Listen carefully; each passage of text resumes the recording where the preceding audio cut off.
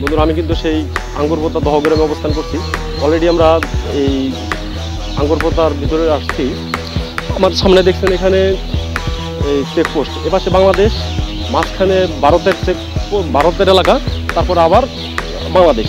এভাবে দেখেন এখানে পুরোটাই এটা এই সরকারের যে 3 বিঘা করিডর, ওই 3 বিঘা করিডরের এলাকা এটা। আমরা সামনের দিকে যাই, দেখছি আমরা কেমন অবস্থা।